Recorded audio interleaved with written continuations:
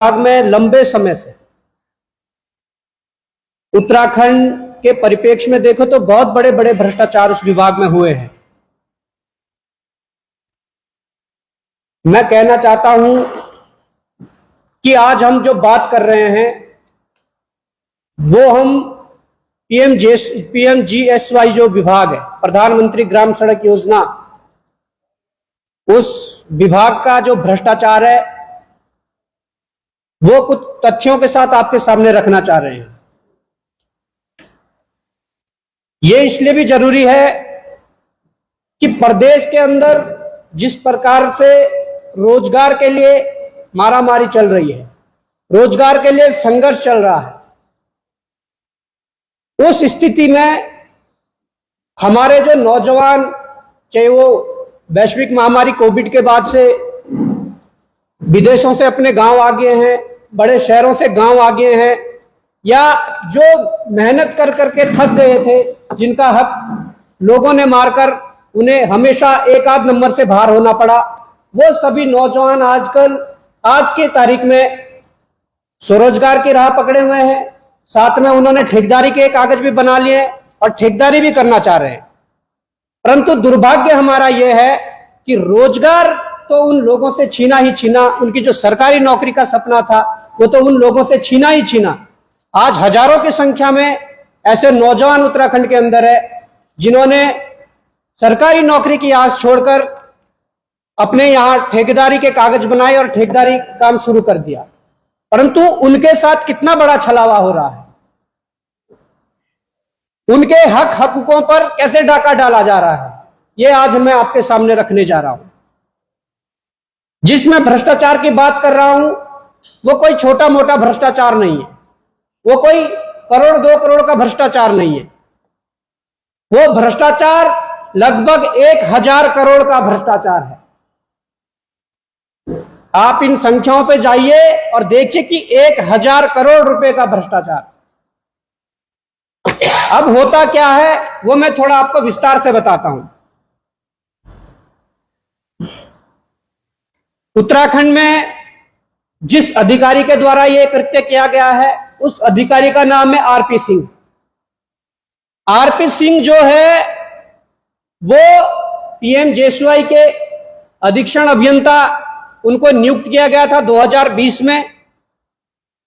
उनके साथ उनको अतिरिक्त भार जो पदभार दिया गया था वो यूआरआरडी का जो पदभार अतिरिक्त दिया गया था, उस पदभार देने के बाद एक अधीक्षण अभियंता को दोनों पदों पर, वो चाहे पीएमजीएसवाई हो या वो यूआरआरडी हो, उसमें दोनों पदों पर उन्हें मुख्य अधीक्षण अभियंता बनाया जाता है। उसके बाद होता क्या है, अब कहानी शुरू होती है कि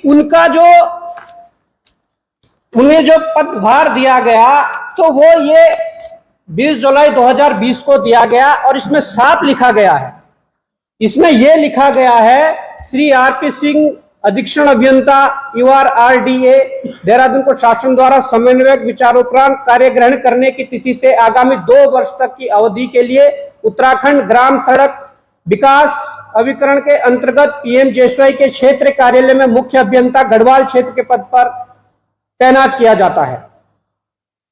तो ये जब तैनात किए जाते हैं तो ये जो मैं लेटर जो बता रहा हूं, जो शासनादेश बता रहा हूं, 20 जुलाई 2020 का है। इस शासनादेश के हिसाब से उस व्यक्ति का जो कार्यकाल था, पदभार था, 20 जुलाई 2022 को समाप्त होना था और समाप्त हुआ भी। परंतु सरकार को हमेशा भी ऐसे अधिकारी पसंद है जो उनको अटेजी लेकर ऊपर पहुंचाए, और यहां वही हुआ है।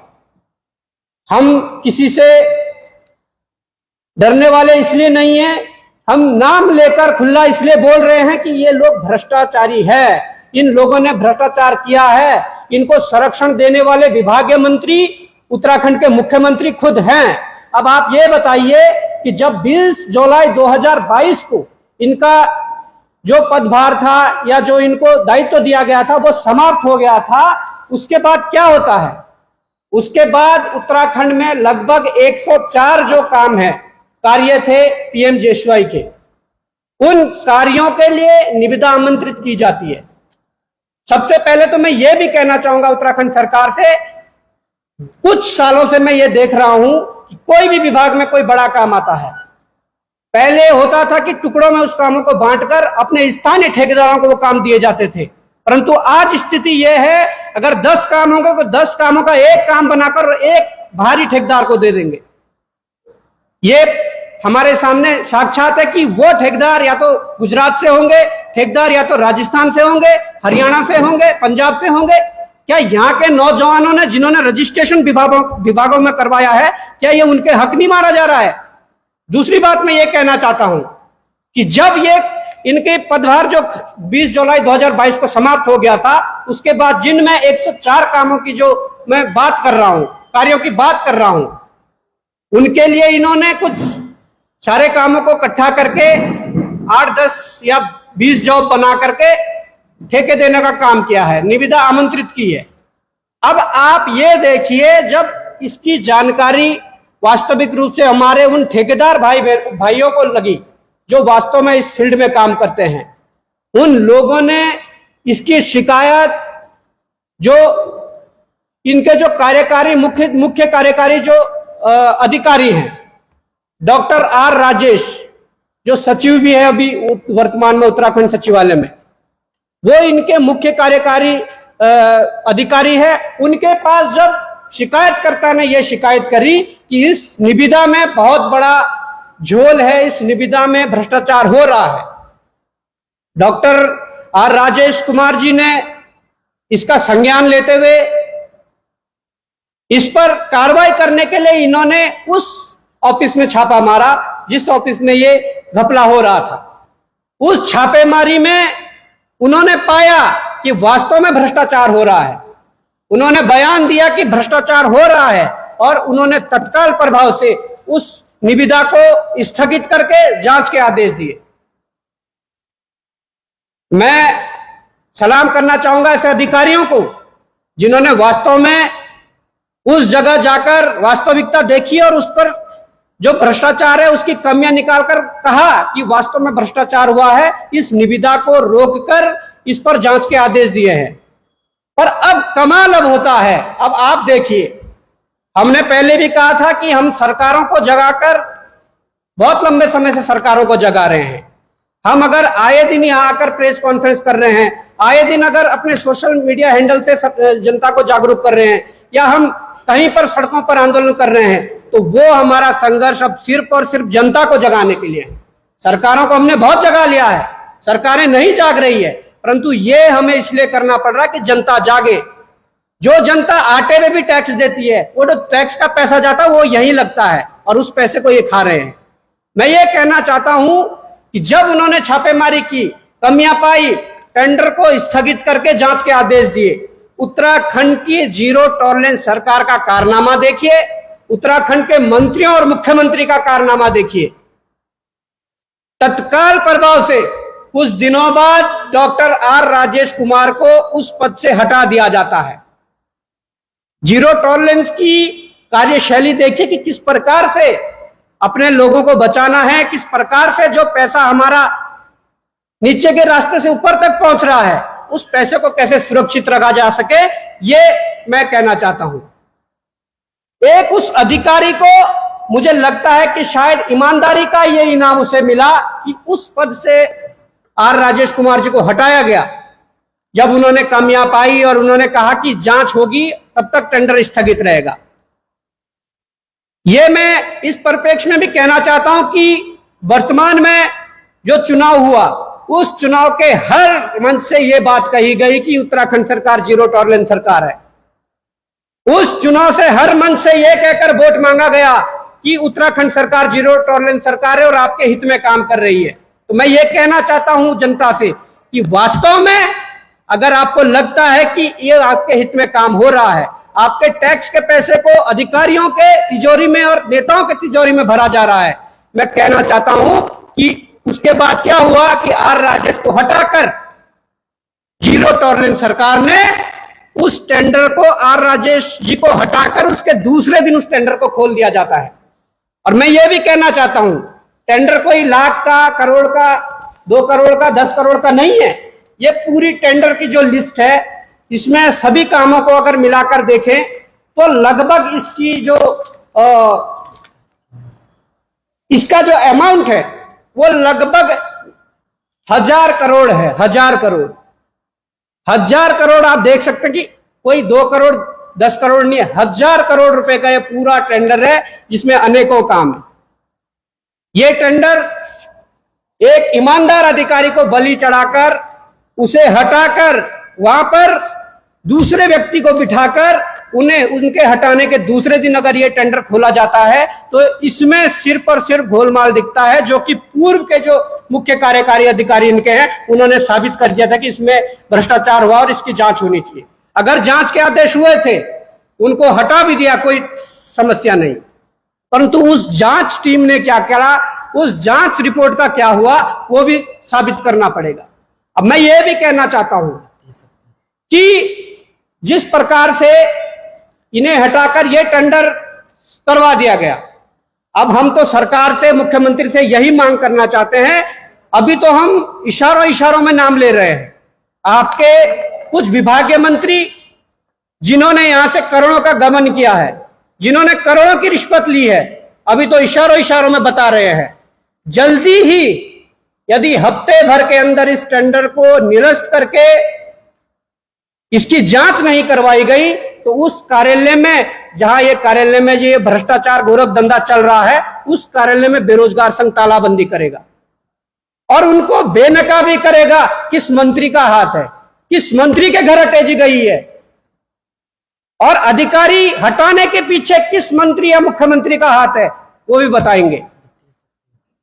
क्योंकि जब इनका जो टाइम पीरियड होता है वो पद पर बने रह सकते हैं। अगर 2 साल का टाइम पीरियड था तो पद पर बने रह सकते हैं, परंतु 2 साल बाद जो उनकी वित्तीय शक्तियां हैं वो समाप्त हो जाती है।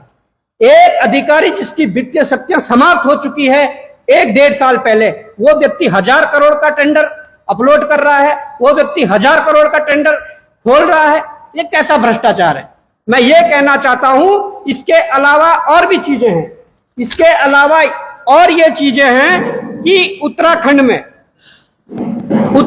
में सड़क सुरक्षात्मक कार्यों के लिए 2-3 सालों से कम 1200 करोड़ का काम हो रहा था। उन कामों को हो सकता था कि स्थानीय जो ठेकेदार थे, जो लंबे समय से ठेकेदारी कर रहे हैं, जो उससे अपने परिवार का चूल्हा जला रहे हैं, उनको वो काम देना सही था। परंतु इन लोगों ने क्या करा, उस 1200 करोड़ के काम को भी बाहर से आए राजस्थान के या गुजरात के ठेकेदारों को एक पूरा काम बनाकर सड़क सुरक्षा के कार्य भी उनको दे दिए। अगर स्थिति ये रही तो उत्तराखंड के जो हमारे ठेकेदार भाई हैं, उनको मैं आज ये बता देना चाहता हूं कि आप लोगों के रहते हुए अगर विभाग और हमारी सरकार इस प्रकार के कारनामे कर रही है तो वो दिन दूर नहीं होगा जिस दिन हमारे इन भाइयों के आर्थिक संकट इन पर आएगा। मैं ये कहना चाहता हूं कि ये जो हमने विषय रखा है ये बड़ा गंभीर विषय है उत्तराखंड के परिप्रेक्ष्य में, उन लोगों के परिप्रेक्ष्य में जिन्होंने सरकारी नौकरी से निराश होकर, हताश होकर, तैयारी छोड़कर इस कामों में गए हैं, पर आज उनके सामने ये संकट आया है, इस संकट से जूझ रहे हैं। सरकार को, मुख्यमंत्री को इसका संज्ञान लेना पड़ेगा। अगर संज्ञान नहीं लिया, इशारों में हमने कह दिया है किसके घर कितनी अटैची गई है, 1000 करोड़ का काम है, कम से कम 200-300 करोड़ अंदर हुए हैं। किसके घर अटैची गई है, किसके घर क्या गया है, अगर हफ्ते भर 10 दिन में इस टेंडर को निरस्त करके इस पर जांच नहीं बिठाई गई, उस कार्यालय में तालाबंदी उत्तराखंड बेरोजगार संघ करेगा। कोई भाई इसमें इशारों में क्यों बात हो रही है? ये खुल करके नाम क्यों नहीं लिया जा रहा है उस विभागीय मंत्री का जिसके द्वारा ये काम किया गया? देखिए, इसमें मैं ये कहना चाहता हूं, एक मौका दे देते हैं। अभी इसमें सिर्फ पैसा उनका लगा है जिन्होंने भ्रष्टाचार करने के लिए रास्ता निकाला है, उनका पैसा लगा है। यदि टेंडर निरस्त होता है तो पैसा उनका डूबेगा। अभी सरकारी पैसा नहीं लगा हुआ है, परंतु मैं ये कहना चाहता हूं, इशारों में इसलिए कह रहा हूं उनको एक मौका दे रहा हूं, अगर सुधरे और इस टेंडर को निरस्त करके दोबारा पारदर्शी रूप से टेंडर जो निविदा आमंत्रित करेंगे तो इसका, अगर नहीं करेंगे तो हमने कभी भी परहेज नहीं किया है भ्रष्टाचारी के नाम को सामने रखने में। हमारे पास जो तथ्य होंगे उसमें चपरासी से लेकर मुख्य सचिव तक या प्रधान से लेकर मुख्यमंत्री प्रधानमंत्री तक अगर कोई भी लिप्त होगा, हमारे पास जिस चीज के एविडेंस आएंगे हम उनके भ्रष्टाचारियों के नाम लेने में कोई परहेज नहीं करेंगे। एक सवाल ये है कि जो राजेश कुमार ने ये टेंडर आपके है उसकी कैंसिल करने के लिए कहा था, तो उसमें जो सीओ थे उसमें तो उनकी अनुमोदन उसमें नहीं दिया गया था, लेकिन जो नए सीओ आए हैं सर्विंदर जी, क्या उनका अनुमोदन है?